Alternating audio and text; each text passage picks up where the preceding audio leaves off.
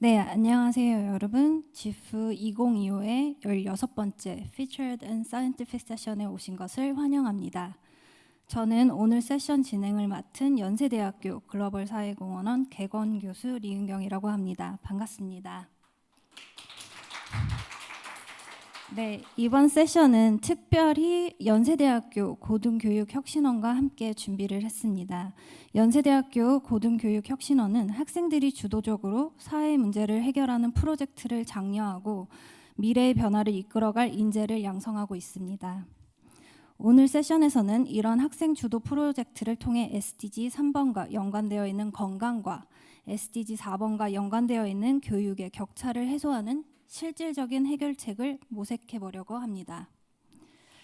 네, 그럼 오늘 발표를 맡아주실 세 분의 학부생을 소개해 드리겠습니다. 먼저 연세대학교 문과대학의 김민수 학생, 그리고 연세대학교 문과대학의 권양현 학생, 그리고 마지막으로 서울과학기술대학교의 박세준 학생입니다. 네, 각 발표는 사전 녹화된 영상으로 진행될 예정입니다. 그럼 첫 번째 발표를 맡은 김민수 학생의 발표부터 시작하겠습니다. 박수로 맞이해 주세요. 안녕하세요. 연세대 고등교육혁신원 워크스테이션 복숭아팀의 김민수입니다. 저희는 자폐아의 정서결함 완화를 위한 기능성 롤플레잉 게임을 제작하고 있습니다. 자폐 치료의 패러다임을 바꿀 새로운 솔루션을 제작하기 위해 노력하고 있는데요. 저희는 임상 연구 진행 후 상용화를 목표로 하고 있다는 점, 현재 디자인 프로토타이핑 완료 후 어플리케이션 초기 개발 단계라는 점 말씀드리면서 소개드리겠습니다.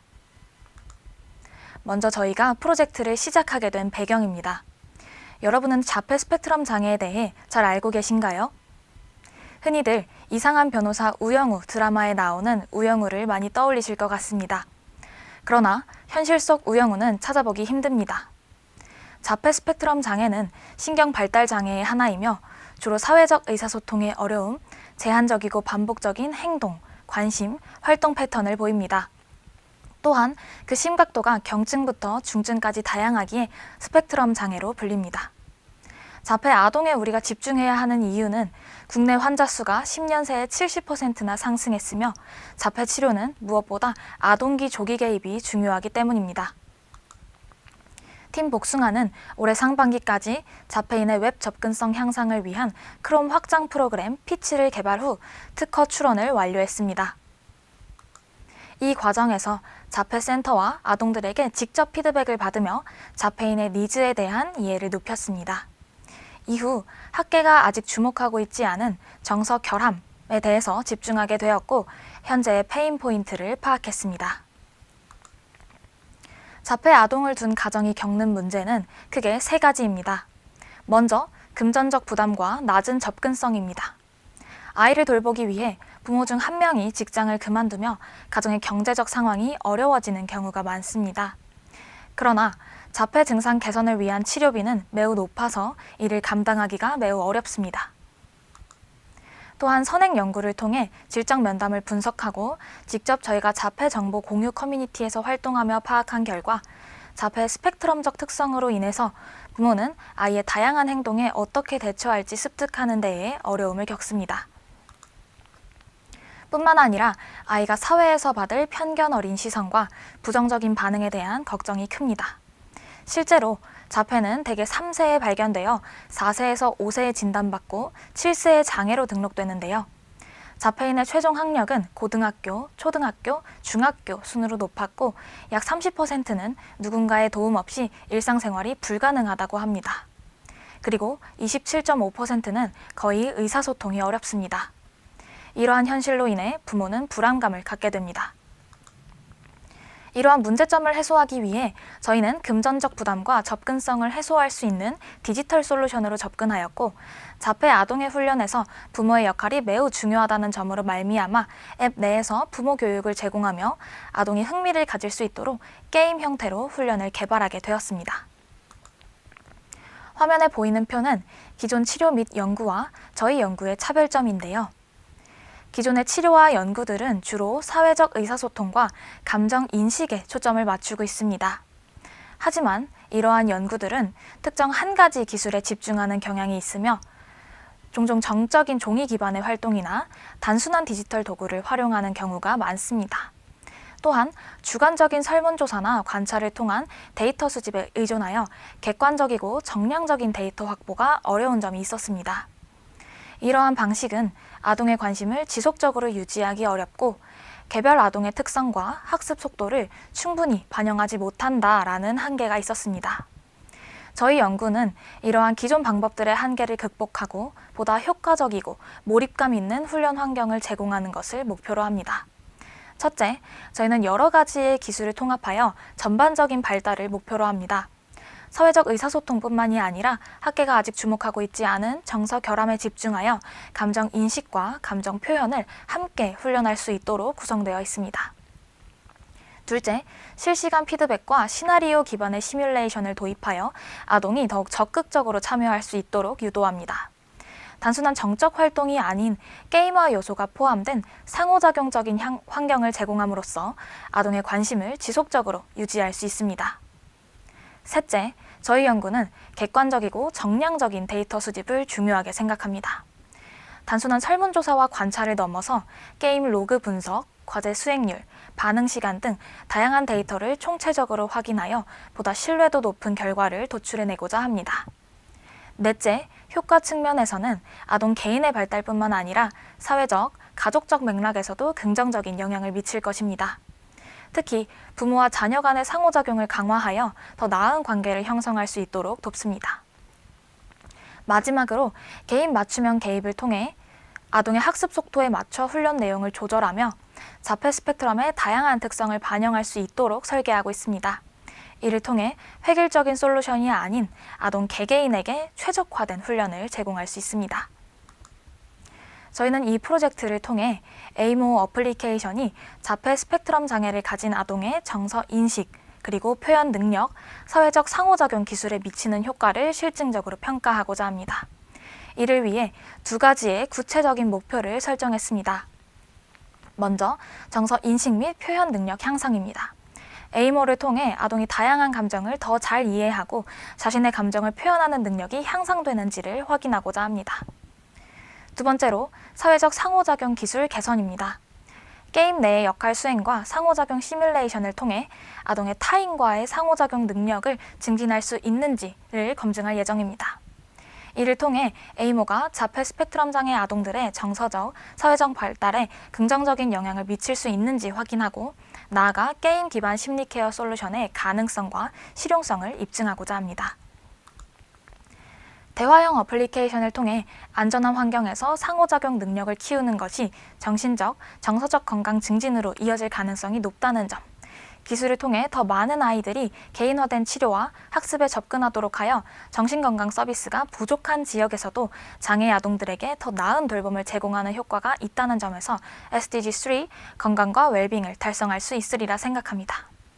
또한 아동이 자신의 속도에 맞춰 학습할 수 있는 포용적인 학습 환경을 제공하여 각자의 필요에 맞춘 대화형 어플리케이션을 통해 학습 격차를 줄이고 양질의 교육을 받을 수 있는 기회를 확대하는 효과를 기대할 수 있다는 점, 또한 전문가 및 선행 연구를 기반으로 한 자폐아 교육 및 질병에 대한 전문적인 지식을 부모에게 제공하여 적절한 교육을 제공할 수 있다는 점에서 SDG4 양질의 교육을 달성할 수 있으리라 생각합니다. 이제 2024년 7월부터 2025년 2월까지 저희의 여정에 대해 소개드리겠습니다. 작년 7월부터 8월까지는 새로운 아이템을 기획하고 디자인하는 작업을 진행했습니다. 기존의 복숭아팀이 개발한 피치 프로그램의 피드백과 선행 연구 및 시장 조사를 통해 아이데이션을 하고 이를 바탕으로 스케치와 와이어 프레임을 제작했습니다. 그리고 기존의 팀원은 기획 및 UX UI 디자인, 연구를 담당하는 저와 기획 및 AI 개발, 그리고 연구를 담당하는 팀원, 이렇게 2명의 심리학과 학생으로 구성되어 있었습니다. 앱 개발을 위해서는 소프트웨어 개발자가 필요했기에 개발자 모집도 함께 진행하였습니다.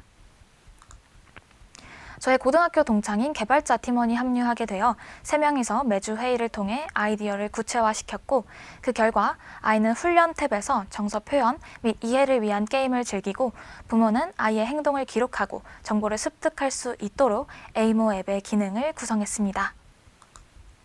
디자인은 다음과 같습니다. 훈련 탭에서는 1번 오늘의 날짜와 퀘스트를 확인합니다. 2번 현재 레벨을 표시하여 아이의 진행 상황을 보여줍니다. 3번 아이가 좋아하는 캐릭터로 배경을 꾸며 더욱 친숙한 환경을 제공합니다. 4번 준비가 되면 퀘스트를 시작하게 됩니다. 각 퀘스트를 시작하기 전에 카메라를 활용한 눈맞춤 훈련을 진행합니다. 이후 대화 중심 훈련과 표정 중심 훈련을 거칩니다. 먼저 대화 중심 훈련에서는 상황에 맞는 적절한 반응을 선택하는 연습을 합니다. 아이는 주어진 상황에서 적절한 감정을 담은 답변을 선택하여 이는 객관식 형태로 제공합니다. 또한 아이가 직접 상황에 맞게 말을 해보는 주관식 형태의 연습도 진행됩니다. 이 과정에서 자연어 처리 기술을 활용하여 감정과 관련된 단어를 분류하고 문장에서 감정을 추출하는 NLP 모델을 개발 및 적용합니다. 표정 중심 훈련에서는 아이가 특정 상황에 맞는 얼굴 표정을 따라하는 연습을 합니다. 대량의 표정 사진 데이터를 학습한 표정 정서 분류 모델을 활용하여 아이의 표정을 인식하고 분석합니다. 카메라를 이용해 눈의 위치, 눈을 감은 정도, 입꼬리 모양, 주름 등을 분석하여 아이의 감정을 분류하고 피드백을 제공합니다. 이러한 훈련을 통해 아이가 감정을 인식하고 적절하게 표현하는 능력을 향상시킬 수 있도록 돕습니다. 저희의 유저 플로우입니다. 올바르게 수행할 때까지 눈맞춤 훈련을 진행한 후, 예를 들어 아침에 일어나 내가 가장 좋아하는 피자를 먹었어요 라는 상황이 제시되면 아이는 이때 나의 감정은 무엇일까요? 에 대한 퀴즈를 풀게 됩니다. 이후 올바른 피드백과 함께 적절한 감정 표현을 연습합니다. 아이는 정서에 맞는 표정을 선택한 후 이를 직접 따라하게 됩니다. 예를 들어 기쁨을 선택했다면 밝은 표정을 지어보는 연습을 합니다. 이후 아이는 감정에 맞는 대사를 듣고 따라합니다. 예를 들어 기쁨이라면 이건 내가 가장 좋아하는 음식이야, 너무 행복해 와 같은 문장을 소리내어 말하는 연습을 하게 됩니다. 부모 교육 탭입니다. 자폐 아동의 부모들은 올바른 교육 및 훈련이 무엇인지에 대한 명확한 지침을 원합니다. 특히 의사소통 과정에서 적절한 반응을 보이는 방법에 대한 안내가 필요하고, 부모가 자녀를 지도할 때 어떤 역할을 해야 하는지에 대한 구체적인 피드백을 받고 싶어 합니다. 따라서 자폐 아동의 행동에 대한 기본적인 정보, 학계 동향, 놀이, 마음 읽기 등이 아티클과 영상 형식으로 제시되게 됩니다. 다음으로 행동 기록 탭에서는 인지행동 치료를 기반으로 아이의 행동을 기록하고 분석합니다. 행동이 발생한 시간과 장소, 유형을 기록하고 행동이 발생하기 전의 상황과 원인, 아이가 보인 행동, 부모가 보인 반응, 그리고 추가 코멘트를 입력하게 됩니다.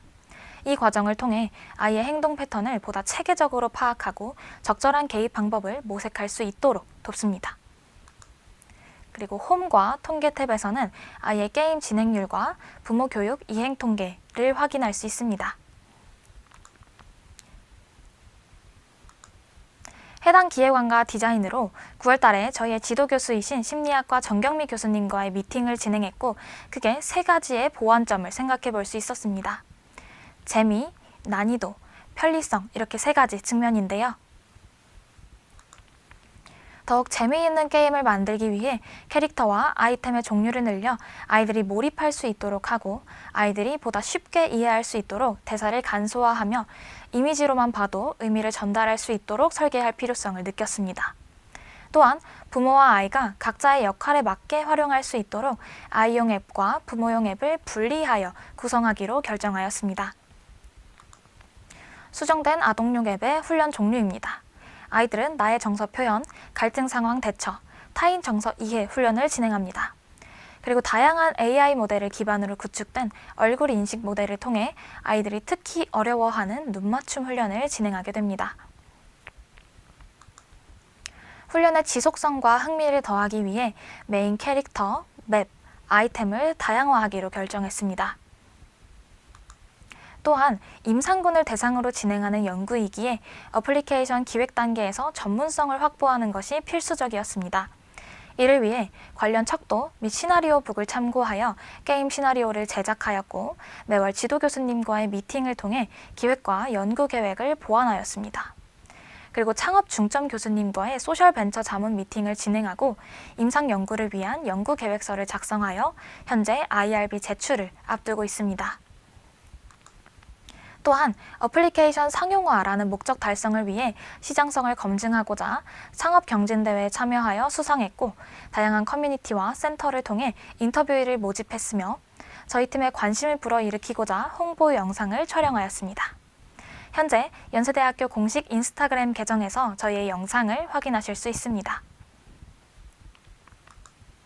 이러한 일련의 과정을 거쳐 앱 기획과 디자인을 수정하였습니다. 예시로 아동용 앱의 타인 정서 이해 훈련 화면을 보여드리겠습니다. 아이들은 얼굴을 중앙에 집중하는 능력이 약하다는 점을 고려하여 배경을 단순화했고 아이들의 문해력이 약하다는 점을 고려해 대사 또한 최소화하였습니다. 가장 왼쪽의 화면처럼 시간과 생명의 수가 한정되어 있습니다. 물약을 먹으면 생명의 수가 늘어나고 폭탄을 먹으면 제한 시간이 짧아집니다. 그리고 캐릭터와 닿으면 상황이 제시됩니다. 여기서는 친구가 돌에 걸려서 넘어진 상황이 제시되었습니다. 아이들의 감정 이해 능력이 낮기 때문에 화면 속 캐릭터와의 상호작용을 통해 상대의 정서를 이해하고 모방할 수 있도록 구성하였습니다. 그래서 돌에 걸려 넘어진 친구의 감정에 맞는 표정을 선택하고 이를 따라서 직접 표정을 짓게 됩니다. 부모용 앱은 홈, 행동 기록, 통계, 부모 교육 탭으로 이루어져 있습니다. 이를 통해 훈련 상황을 모니터링하며 아이의 행동을 매일 기록하고 알맞는 정보를 습득할 수 있습니다. 12월이 되며 저희는 본격적으로 개발을 시작했습니다. 표정 인식 모델인 FER 모델을 활용하여 사용자가 특정 표정을 3초 이상 유지하면 표정값을 저장하고 카메라를 종료하는 기술을 구현했고 플러터를 활용해 아이용 앱의 1차 개발을 완료하였습니다. 이와 함께 연구 계획서를 마무리했는데요. 저희는 4세에서 7세의 자폐 아동 68명과 그 아동들의 주 양육자 68분을 대상으로 연구를 진행하고자 합니다. 그리고 참가자들에게는 현금과 리포트, 에이모 앱을 제공할 예정입니다. 연구는 참가자 모집과 스크리닝, 랩실에서의 사전평가, 10주간의 에이모 앱을 통한 훈련, 사후평가, 그리고 데이터 분석으로 이루어질 예정입니다. 전문가 자문 및 선행 연구를 참고하여 작업했지만 실사용자들의 니즈를 충족시키지 못할 수 있기 때문에 올해 1월, 2월에는 실제로 자폐 아동들의 부모님 24분과 인터뷰를 진행했습니다. 자폐인의 가족들이 주로 가입하는 네이버 카페 2곳에 인터뷰 참여자 모집글을 올리고 구글 폼을 통해 신청자를 수합했는데요. 주로 35세에서 50세의 인터뷰 분들이 참여해 주셨습니다. 이 과정에서 저희가 얻은 인사이트는 다음과 같습니다. 먼저 아이의 행동 특성에 대해 모든 부모님들이 사회적 의사소통에 어려움을 보고해 주셨고 자신의 입장에서만 사고하는 경향, 주의 집중 전환의 어려움, 감정 조절과 표현 능력의 저하를 언급하셨습니다. 진단을 받게 된 계기는 주로 센터와 학교의 추천, 유전적 요인, 사회성과 언어 발달 지연이었는데요. 인터뷰에 참여하신 분들 중 아동의 일반적 특성이라 생각해 진단과 개입 시기를 놓친 가정들도 있었습니다. 부모님이 겪는 어려움은 주로 시간과 경제적 부담, 자녀의 미래에 대한 불확실성, 또래 관계에 대한 걱정이었습니다. 그리고 모든 부모님들이 2개 이상의 치료를 받고 계셨는데요. 약물 치료는 부작용으로 인한 비만 및 불면, 그룹 치료는 비슷한 증상을 가진 또래를 찾는 것의 어려움이 아쉬움으로 언급되었고 부모가 직접 치료 과정을 볼 수 없고 아동들이 시설 자체를 두려워하는 경우가 있다는 것, 담당 선생님에 따라 치료 효과가 천차만별이라는 것 또한 아쉬움으로 언급됐습니다. 따라서 부모님들 중 실생활에서의 다양한 대처법을 가르치는 치료를 원하는 비율이 90%, 또래와 함께 진행하는 사회성 치료를 원하는 비율 85%를 기록했고 지방에 거주하고 계시는 부모님들은 모두 공간 제약 없이 받을 수 있는 치료를 원하셨습니다. 치료 비용은 센터의 경우 월 최소 100만 원, ABA 응용행동 분석 치료는 월 약 500만 원 정도로 부담되는 비용이었습니다.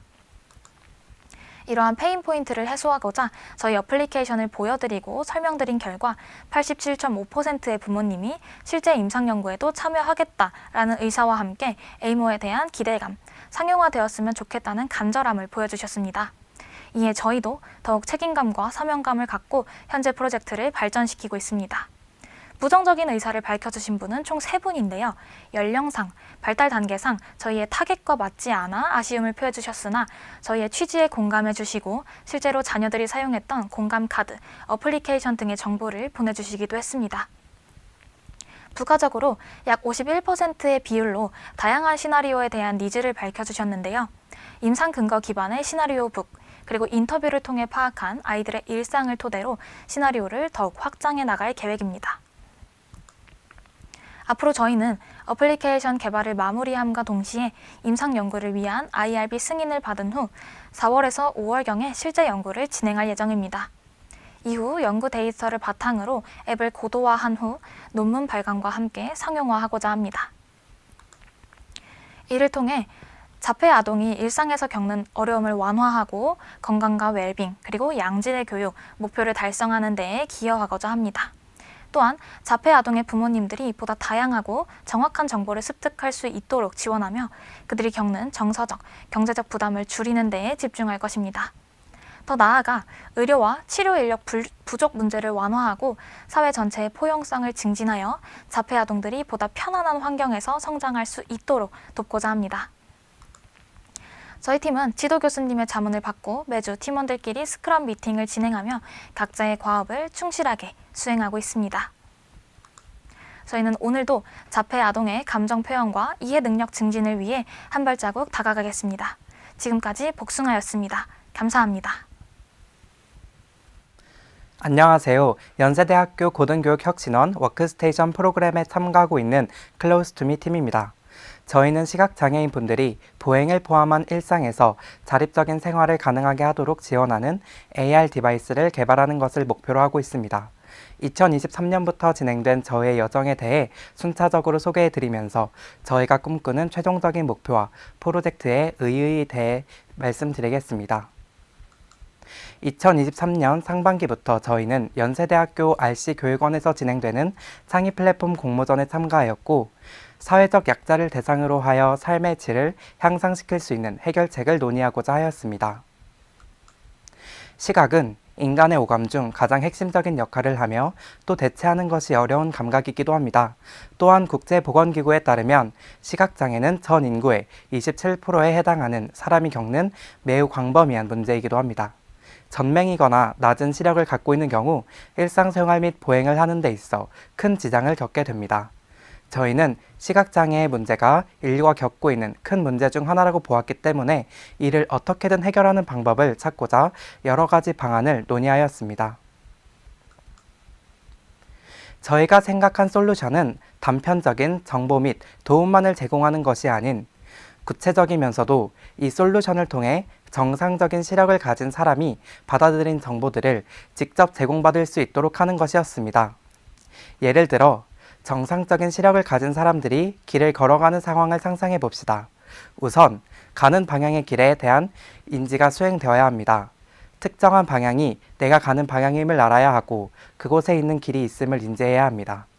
이는 내비게이션을 통해 어느 정도 수행 가능하며 실제로 시각장애인을 위한 청각 안내 내비게이션 앱의 존재에 대해서도 알게 되었습니다. 그러나 단순히 길을 안다고 해서 보행을 할 수는 없습니다. 길을 걸어가면서 많은 장애물과 위협이 발생할 수 있기 때문인데요. 계단, 턱, 볼라드와 같은 고정되어 있는 장애물은 물론 자동차, 자전거, 사람, 킥보드와 같이 시시각각 움직이면서도 직접적인 위협을 줄 수 있는 물체들도 있습니다.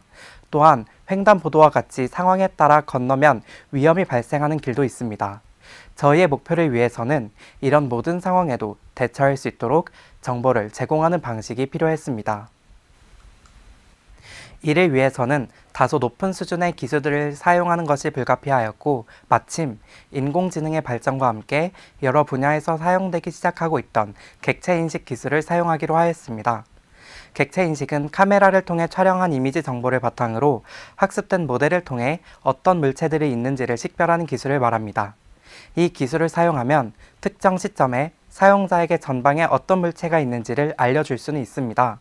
그런데 그것을 어떤 방식으로 제공하느냐에 따라 객체 인식 기술의 효용성은 천차만별이라는 것을 깨달았습니다. 만약 청각으로 1초마다 자동차, 자전거, 사람이 탐지되어 있다고 사용자에게 음성 안내를 제공한다고 가정합시다. 이 경우 사용자는 위협을 바로 감지하고 과연 이것을 피할 수 있을까요? 이는 매우 어렵습니다. 왜냐하면 시야 정보는 단순히 어떤 물체가 전방에 있는지를 아는 것뿐만 아니라 공간적인 정보도 함께 제공되어야 하기 때문입니다. 그러면 시야를 4분면으로 나누어서 왼쪽 위에 장애물이 존재한다는 것을 알리면 피할 수 있을까요? 이것도 어렵습니다. 왼쪽 위에 물체가 존재한다는 것을 말하는 것도 오랜 시간이 걸릴 뿐더러 그 물체에 대한 크기 및 거리 정보를 아는 것도 어렵기 때문입니다.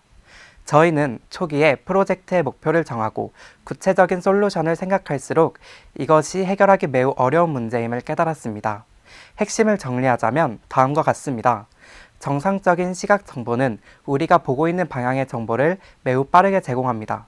그와 거의 동시에 우리의 뇌는 오랜 시간 학습된 기억과 본능을 바탕으로 어떤 것이 직접적인 위협이 되고 어떤 것이 중요한 시각 정보인지를 거의 자동적으로 처리합니다.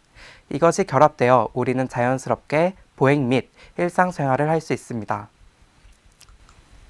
그렇다면 시각장애인에게 어떻게 시각 정보를 전달해 줄 수 있을까요? 저희가 앞서 말씀드린 청각을 비롯하여 촉각, 그리고 저시력 시각장애인으로 대상을 한정해 추가적인 시각 정보를 통해 정보를 전달하는 솔루션을 구상하였습니다. 그리고 각각의 방식에 대한 최선의 솔루션을 모색하였습니다. 청각의 경우 장애물에 대한 상세 정보를 제공하는 것은 어렵지만 즉각적으로 울리는 신호음은 빠른 대처에 도움을 줄 수 있습니다. 촉각은 사람에 따라 개인차가 다르고 부위에 따라 민감도가 다른 문제가 있지만 시야와 촉각 부위를 대응시켜 위치를 알릴 수 있다는 장점도 가지고 있습니다. 시각은 완전하게 작동할 경우에는 매우 훌륭한 정보 제공 역할을 하지만 시각장애인을 대상으로는 일부 제한적인 정보밖에 제공할 수 없는 문제가 있습니다. 저희는 이렇게 인간이 가지는 감각들에 대해서 장점과 단점을 자세히 고찰하고 각 감각기관의 장점을 적절히 조합하여 청각, 촉각, 시각에 대한 기기를 만드는 것을 목표로 하였습니다. 즉, 각 기관을 담당하는 제품 3개를 조합하여 완성품을 만들고자 하였습니다. 2023년 창의 플랫폼에 참가하는 동안 저희는 촉각과 시각에 대한 제품을 만들고자 하였습니다. 그 당시에는 시각장애인에게 특정한 제품을 귀에 착용시킬 경우 주변의 소리를 듣지 못할 수도 있고 이것이 위협이 될 수도 있거니와 시각장애인이 느끼는 불안을 가중시킬 수 있다고 생각하였습니다. 프로토타입의 방향성은 다음과 같습니다. 촉각 기기의 경우 진동을 제공하는 부위에 대해 여러 고민을 거쳤고 민감도와 사용성, 사용 가능 면적 등을 고려하여 배 부위의 격자 형태로 진동 소자들을 배치하여 객체 인식의 결과물을 진동 소자에 그대로 투사하는 것을 목표로 했습니다. 만약 카메라가 왼쪽 위에 2곱하기2 크기의 장애물을 감지하면 진동 격자에서도 그에 대응되는 위치에 2곱하기2 크기로 진동을 울려주는 것이죠. 시각기기의 경우 안경과 같이 누구나 착용할 수 있는 장비의 형태를 기반으로 안경의 4개의 꼭지점에 밝은 LED를 달아 물체의 정보를 파악할 수 있도록 하였습니다. 만약 왼쪽 위에 노란 LED가 반짝인다면 자동차를 의미하는 것이고 초록 LED가 반짝인다면 초록색 신호등을 의미하는 것과 같은 식입니다. 물체에 대한 필수적인 정보인 종류, 크기, 거리를 신속하게 제시해야 한다는 목표를 가지고 1년 동안 저희가 생각해낸 최선의 아이디어를 프로토타입을 통해 제시하였고 그 결과 창의 플랫폼에서 우수상을 수상하게 되었습니다. 이제 와서 생각해보면 당시 기술에 대해 거의 문외한이었던 인원 3명으로 구성된 저희 팀이 여기까지 생각하고 결과물을 만들어내는 것은 매우 어려운 일이었습니다. 1년 내내 저희는 이 문제에 매달렸었고 컴퓨터 비전 기술에 대해 공부하고 또 시중에 있는 시각장애인 지원 기기를 살펴보면서 저희 제품이 분명한 차별점과 독창성을 가지고 있다고 확신하여 이 아이디어를 발전시켜 나가기로 마음먹었습니다. 2024년부터 저희는 고등교육혁신원의 지원을 받으며 IHI 워크스테이션과 함께 프로젝트를 진행하였습니다. 기존에 가지고 있던 아이디어의 핵심은 유지한 채 더 효율적인 방법을 찾고자 고민하였습니다. 그러던 중 어느 날 카메라로 찍은 시야를 그대로 보여주는 아이디어를 비로소 고려해보게 되었습니다. 이것을 고려조차 하지 않았던 이유는 첫째로 저희는 전맹 시각장애인을 모두 대상으로 하는 솔루션을 구상하고 있었고, 만약 저시력 시각장애인을 고려하여 잔존시력을 활용하게 하더라도 그것은 부차적인 솔루션의 일부라고 생각했었기 때문입니다. 저희가 기존의 시각기기를 통해 제안한 솔루션은 다른 색깔의 밝은 LED 몇 개를 통해 물체에 대한 대략적인 위치 정보와 종류 정보를 제공하는 것이었죠. 만약 저희가 어느 정도의 잔존 시력을 가진 시각장애인들에게 매우 높은 밝기의 전체 시야를 가까이에서 제공한다면 그것은 기존의 아이디어보다 훨씬 더 큰 확장성을 가지면서도 효과적으로 많은 정보를 제공해 줄 수 있는 솔루션이 될 수 있다는 것을 알았습니다. 그리고 곧 이것이 최근에 상용화되고 있는 AR 디바이스의 개념과도 유사하는 것도 깨달았습니다. 전 인구에서 시각장애를 겪는 인구는 22억 명에 달하고 그중 저시력 시각장애 범주에 포함되는 인구는 19억 명입니다. 저희는 새롭게 떠올린 이 아이디어를 빠르게 상용화하면 수많은 인구의 시각장애 환자들의 삶의 질을 크게 개선시킬 수 있다는 가능성을 발견하였습니다. 그렇게 제품 개발을 시각 디바이스 하나로 한정하고 진행하게 되었습니다. 기존의 다른 감각 디바이스들을 통해 제시하고자 했던 것은 정보의 명료성과 즉각적인 대처를 가능하게 하는 알림 제공에 대한 부분이었기 때문에 이를 어떻게 수행할 수 있을지에 대해 고민하였습니다. 결과적으로 저희는 이미지 프로세싱을 통한 시야 향상 방식과 이미지 세그멘테이션 기술, 객체 추적을 기반으로 한 위험도 추정과 진동 알림을 통한 즉각적 장애물 강조 방식을 고안하였습니다. 이미지 프로세싱을 통해 시야 자체를 향상하는 기능입니다. 이 시야 향상 기술은 디스플레이를 통해 개선된 시야를 제공하는 기술로 사용자는 원하는 배율, 밝기, 초점, 명도 및 채도를 앱 및 기기 측면의 스크롤 휠을 통해 간편하게 조절할 수 있도록 합니다. 따라서 사용자는 자신의 시각 상태 및 선호에 따라 보여지는 시야를 최적화할 수 있습니다. 이미지 프로세싱 기술은 일반적으로 인공지능을 사용하지 않고도 수행할 수 있기 때문에 효과적이기도 합니다. 이미지 세그멘테이션 기술은 객체인식과 유사하지만 조금 다릅니다. 객체인식이 이것이 어떤 물체인지를 파악하는 데 초점을 둔다면 이미지 세그멘테이션은 이미지의 패턴을 분석하여 어떤 픽셀까지가 특정한 하나의 물체인지 그 경계를 파악하는 기술입니다. 이를 활용하면 물체를 더 정교하게 구분할 수 있고 경계선을 통해 물체의 형태를 확인할 수도 있게 됩니다. 따라서 저희는 기존에 촬영된 이미지에서 객체인식과 이미지 세그멘테이션 기술을 활용하여 특정한 물체들을 더 명료하게 강조하는 방식을 생각하였습니다. 위험도 추정은 시각장애인분들이 보행 및 일상생활에서 빠르고 효율적으로 위협을 파악하기 용이할 것이라고 생각하여 도입하였습니다. 같은 물체가 시야에 감지되더라도 그 속도와 크기, 거리에 따라서 사용자에게 미치는 실질적인 위험도는 달라지게 됩니다. 이 점을 고려하여 저희는 인공지능을 통해 물체의 위험도를 추정하고 위험도에 따라 시각적으로 보여지는 물체의 명료성을 달라지게 하도록 설계하였습니다. 또한 특정 위험도 이상의 물체가 감지되면 즉각적으로 회피할 수 있도록 진동 알림을 제공하는 기능을 추가하였습니다. 이렇게 강화된 시각을 기반으로 하여 진동을 통해 보조적인 위험 회피도 제공하는 제품의 아이디어를 구축하였습니다. 이렇게 제품에 대한 아이디어와 비즈니스 모델을 구축하는데 한 학기를 투자하였고 24년도 하반기에는 제품을 직접 제작 및 사용한다는 가정하에 사용자에게 가장 편리할 수 있도록 하드웨어를 설계하였고 제품에 들어갈 구체적인 하드웨어, 소프트웨어를 산정함으로써 제품의 상용화에 한 걸음 더 다가갔습니다. 예를 들어 디자인을 함에 있어서 기존에는 애플 비전 프로와 같이 무겁지만 많은 부품들을 담을 수 있고 시야를 전부 차단하는 형태로 하드웨어를 구상하였다면 가장 최근의 디자인 안에서는 휴대폰과의 연동을 통해 비용 및 무게를 절감할 가능성을 염두에 두고 가벼운 선글라스 형태로 제작하였습니다. 이는 착용이 간편하면서도 열린 시야를 제공하여 사용자에게 심리적 안정감을 준다는 점도 고려되었습니다. 사용 시 불편함이 없도록 길이 조절이 쉬운 리트랙터블 케이블을 사용하는 등 최대한 많은 요소들을 반영하고자 노력하였습니다. 이 제품이 상용화된다고 상상해 봅시다. 저시력 시각장애인 분들은 언제 어디서나 이 제품을 착용하면서 또렷한 시야를 얻을 수 있고 물체를 직접 식별할 수도 있습니다. 보행 중에 발생할 수 있는 대부분의 위험에 대해서도 인지하고 유연하게 대처할 수 있습니다. 앞서 언급했듯 내비게이션을 포함한 시각장애인 지원 앱들과 함께 사용한다면 더욱 효용이 극대화될 수 있습니다.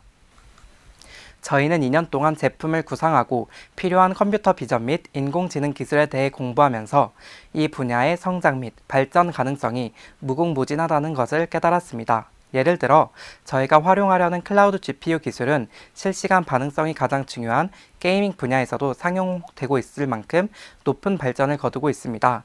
그와 더불어 이 기술들을 지원하는 하드웨어들의 성능 향상 또한 지속적으로 이루어지고 있습니다.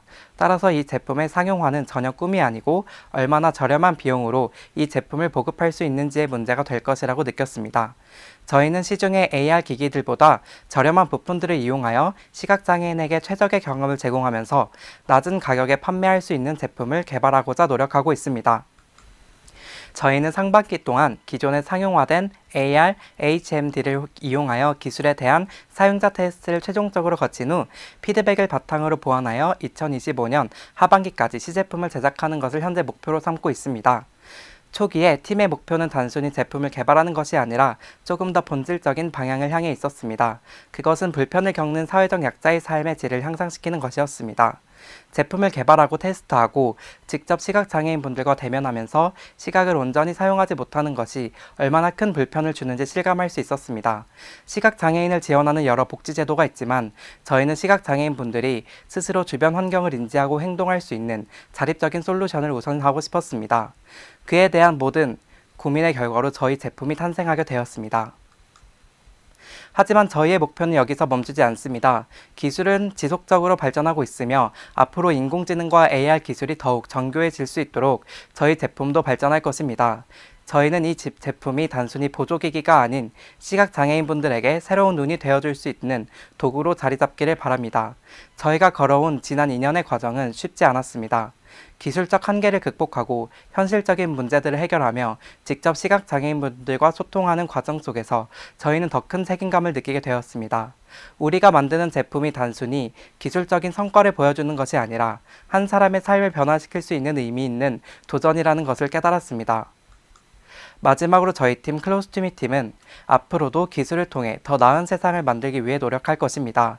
시각장애를 가진 분들이 보다 자유롭게 길을 걸을 수 있도록, 새로운 세상을 볼 수 있도록, 그리고 더 이상 도움을 기다리는 존재가 아니라 스스로 세상을 탐험할 수 있도록 돕는 것이 저희의 최종적인 목표입니다. 기술은 모두를 위한 것이어야 합니다. 그리고 우리는 그 기술을 통해 세상을 조금 더 공평한 곳으로 만들 수 있습니다. 저희의 도전에 함께 관심을 가져주시고 앞으로의 여정도 함께 해주신다면 좋겠습니다. 감사합니다. 안녕하세요. 2024년 2학기 워크스테이션 최우수팀 아이들팀의 마케팅 매니저 박세준입니다. 저희 팀은 특수아동의 관심사와 학습 수준을 반영한 교과서 기반 맞춤형 놀이 학습 자료를 손쉽게 제작할 수 있는 플랫폼을 개발하고 있습니다. 오늘 이 자리에서 저희 팀이 워크스테이션과 함께한 한 학기 동안의 여정을 공유하고자 합니다. 저희는 지난 1년 동안 특수학급과 일반학급, 장애인 지원센터에서 다양한 특수아동을 만나며 학습을 도울 기회를 가지게 되었는데요. 그 과정에서 많은 특수장애 아이들이 기존 교육 시스템 속에서 소외되는 현실을 마주했습니다. 특히 학교 교육은 모든 학생에게 동일한 방식으로 제공하는 데 중점을 두고 있어 특수아동의 개별적인 학습 요구를 고려하지 못하고 있었습니다. 현재 특수아동은 표준화된 교과서로 공부하고 있지만 교과서의 난이도가 특수아동의 학습 수준에 비해 지나치게 높아 학습 동기가 저하되고 특수아동의 인지기능과 집중력의 한계로 지속적인 학습이 어려운 실정이었습니다. 이로 인해 아이들은 소리를 지르거나 교실을 배회하며 때로는 폭력적인 행동을 보이기도 했습니다. 결국 많은 특수아동이 교실이 아닌 복도에서 활동 지원사의 도움을 받아 생활하거나 교과서가 아닌 장난감과 교구를 활용해 지내고 있었습니다. 즉, 수많은 특수 아이들은 포용적 교육 환경에서 배제된 채 교과서를 기반으로 한 체계적인 학습 없이 교육을 받고 있는 실정이었습니다. 저희는 특수장애 아동과 비장애 아동 간의 학습 환경 격차가 이토록 크다는 점과 특수아동이 기존 교육 시스템에서 제대로 된 교육을 전혀 받지 못하고 있었다는 점에 깊은 충격을 받았습니다. 교육 시스템에 속한 수많은 이들도 이러한 문제를 인식하고 있음에도 불구하고 해결보다는 방관하는 듯한 태도였습니다. 저희는 특수아동이 겪는 학습 격차 문제를 외면하지 않기로 결심했습니다. Time for action. 이제 실천할 때라고 생각했습니다. 이러한 결정을 바탕으로 2024년 2학기 워크스테이션에 지원했습니다. 워크스테이션은 사회혁신을 꿈꾸는 사람들이 모여있는 공간이었으며 저희가 정의한 사회혁신인 장애인과 비장애인 간의 교육 격차 해소를 실현하기에 최적의 환경이었습니다. 워크스테이션의 지원을 받아 저희는 한 학기 동안 매주 회의를 진행하며 문제인식, 원인 분석, 해결책 도출, 실효성 검증의 과정을 거칠 수 있었습니다. 저희는 문제를 보다 객관적으로 이해하기 위해 가장 먼저 문헌 연구를 진행했습니다. 문헌 연구 결과 특수학급에 배치된 특수아동들은 여러 영역에서 높은 지원 요구를 보이며 통합교육 환경에서도 개별적인 지원이 충분하지 않다는 점이 드러났습니다. 이를 통해 특수아동이 학습에서 겪는 문제가 저희만 겪은 문제가 아닌 보편적이고 구조적인 문제라는 것을 확인할 수 있었습니다. 또한 맞춤형 교육을 받은 아동들은 평균적으로 20에서 30%의 학습 성취도 향상을 보였으며 놀이 기반 학습이 주의 집중력과 문제 해결 능력을 크게 향상시킨다는 연구 결과도 있었습니다. 이를 통해 놀이를 활용한 학습은 단순한 즐거움을 넘어 아동의 스트레스를 줄이고 자연스럽게 학습 몰입을 유도하는 효과가 있다는 사실을 확인했습니다. 이러한 문헌 연구를 바탕으로 저희는 특수아동의 학습을 지원하는 방식이 어떻게 변화해야 하는지, 그리고 해결책을 어떻게 설계해야 하는지에 대한 중요한 인사이트를 얻을 수 있었습니다. 문헌 연구 이후 저희는 1대1 심층 인터뷰를 진행했습니다. 이를 통해 문제의 원인을 보다 심층적으로 분석할 수 있었습니다. 특수학급 담임교사, 일반학급 담임교사, 활동지원사, 특수아동 보호자와 인터뷰를 진행했습니다. 일반학급 담임교사는 특수아동이 일반학급 수업에 적응할 수 있도록 돕는 자료가 필요하다고 답했습니다. 특수아동 보호자는 자녀가 특수학급과 일반학급의 교과 과정을 원활히 따라가기를 희망한다고 답했습니다. 활동지원사는 기존 교과서의 난이도가 너무 높아 특수아동의 학습 수준을 반영한 자료가 필요하다고 말했습니다.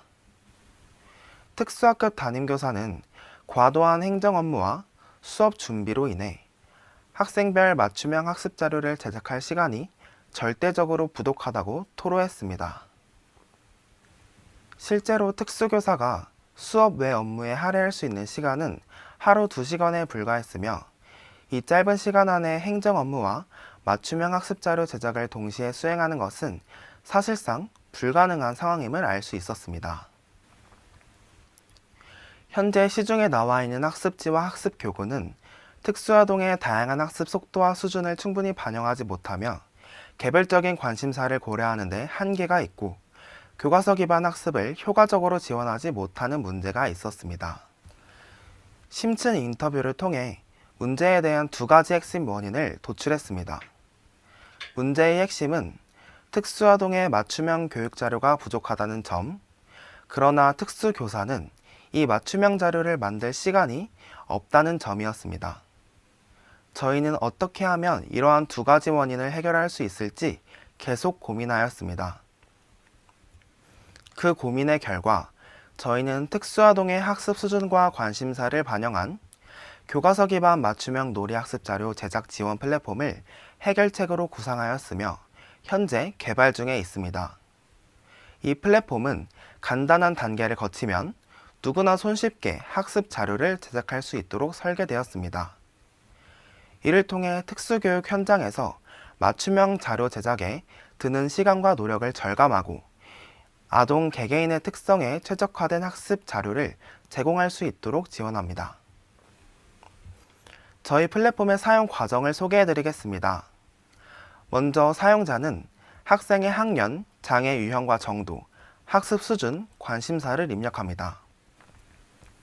이후 특수아동이 학습할 내용을 교과서 내용을 기반으로 선택하게 됩니다.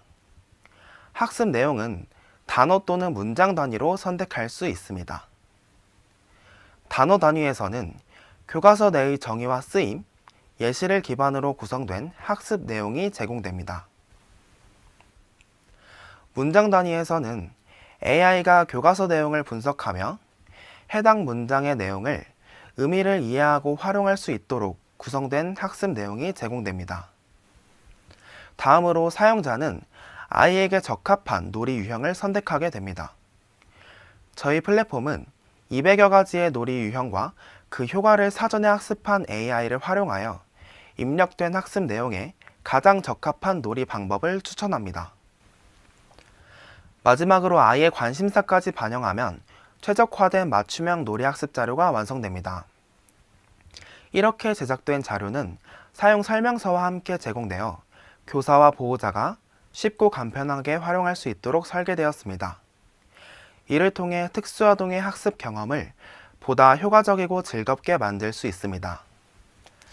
이후 저희는 전문가 자문과 지속적인 사용자 테스트를 통해 플랫폼의 실효성을 검토하였습니다. 세 분의 전문가에게 자문을 구하며 핵심 요소를 점검하였습니다. 아동의 발달 단계와 학습 스타일을 반영한 개인화 시스템의 구축의 필요성, 특수아동의 학습 수준과 관심사를 고려한 최적의 놀이 유형 추천 모델의 적합성, 그리고 AI 모델의 현장 적용성 확인 및 강화 방안을 중점적으로 논의하였습니다. 이를 바탕으로 저희는 보다 정교한 플랫폼 설계를 위한 방향성을 수립할 수 있었습니다. 특히 한 학생은 수업 시간마다 교실을 배회하며 상동 행동을 보였지만 놀이학습 자료와 활동 지원사의 도움을 받은 후 집중력 있게 착석하는 학생으로 변화하였습니다. 가장 인상적이었던 점은 이 친구를 무시하던 반 친구들이 선우가 받아쓰기도 잘하네, 선생님 선우도 할 수 있어요 라며 응원해주는 모습을 보였다는 점입니다. 또한 영어에 강한 거부감을 가졌던 한 학생은 자신이 좋아하는 공룡을 반영한 놀이학습 자료인 영어 그림책을 통해 영어 학습에 대한 흥미를 키우며 자발적으로 학습에 참여하는 모습을 보였습니다. 이러한 아이들의 사례를 통해 교과서 기반 맞춤형 놀이학습 자료를 활용하면 특수아동의 학습 성취도뿐만 아니라 또래 관계 형성에도 긍정적인 영향을 미칠 수 있음을 확인할 수 있었습니다. 그러나 음악이나 촉감 놀이에 대한 관심이 높은 나머지 7%의 아이들에게는 아이들의 학습 자료 효과가 미미했습니다. 현재 아이들의 놀이 학습 자료는 일반 학급에서 쉽게 활용될 수 있도록 종이 형태로 제공되기 때문에 이들의 오감을 자극하는 학습 요구를 충분히 반영하지 못하는 한계가 있습니다. 특히 촉각적 자극이 중요한 아동들은 질감 요소가 필요하지만 현재의 종이류 자료만으로는 학습 몰입도를 높이는 데 어려움이 있었습니다. 이에 앞으로는 다양한 감각적 요소를 활용할 수 있는 학습 자료를 개발하고 보다 폭넓은 학습 요구를 충족할 수 있는 방안을 모색하고자 합니다. 워크스테이션의 지원 아래 문제 인식부터 해결책의 실효성까지 충분히 고민하며 특수아동의 학습 환경 개선을 위해 한 학기 동안에 최선을 다한 결과 연세대학교 고등교육혁신원 워크스테이션 2024년 IHEI 페스타에서 최우수상을 수상하는 결과를 거둘 수 있었습니다. 저희 팀은 지속가능 발전 목표 4번 양질의 교육 실현을 목표로 합니다. 현재 전국에는 12,000명이 넘는 특수아동이 있으며 한 명의 특수교사가 평균 12명 이상의 학생을 담당하는 과밀학급에서 수업을 진행하고 있습니다. 이러한 환경에서 모든 특수장애 아이들에게 맞춤형 교육 자료를 제공하는 것은 현실적으로 어렵습니다. 하지만 저희 아이들 플랫폼을 활용하면 기존에 6시간 이상 걸리던 맞춤형 교육자료 제작 시간을 단 2분으로 단축할 수 있습니다. 사실상 제작이 불가능했던 맞춤형 교육 자료를 효율적으로 제작할 수 있게 되는 것입니다. 현재 아이들의 학습 자료는 2곳의 특수학급과 3곳의 일반학급에서 활용되고 있습니다. 앞으로 더 많은 교육 현장에서 사용할 수 있도록 확장과 보급에 주력할 계획입니다. 언젠가 저희 프로젝트에 관해 이런 질문을 받은 적이 있습니다. 특수아동은 결국 커서 아무것도 못할 텐데 굳이 양질의 교육이 필요한가요? 그때 저희는 이렇게 답했습니다. 당신은 특수아동이 자라서 무엇이 될지 확신할 수 있습니까?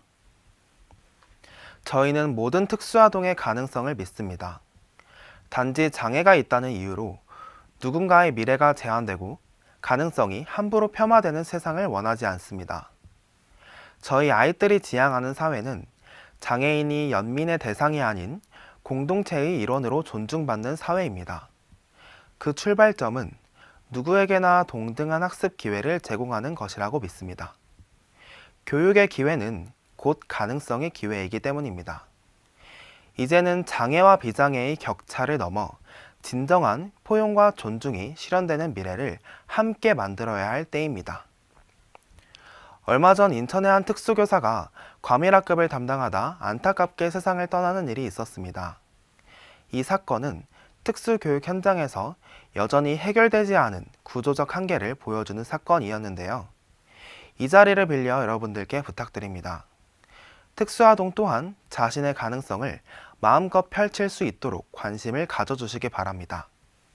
아이들이 처한 특수교육 환경을 개선하는데 함께 힘을 모아주신다면 더 나은 변화를 만들어갈 수 있을 것입니다. 경청해 주셔서 감사합니다. 지금까지 특수아동의 가능성이 새롭게 피어나는 배움의 뜰 아이뜰 팀이었습니다. 감사합니다. 네, 박세준 학생 발표 감사합니다. 훌륭한 프로젝트와 발표를 준비해 주신 학생분들께 다시 한번 감사드립니다. 그리고 이것으로써 16번째 Featured and Scientific 세션을 마치도록 하겠습니다.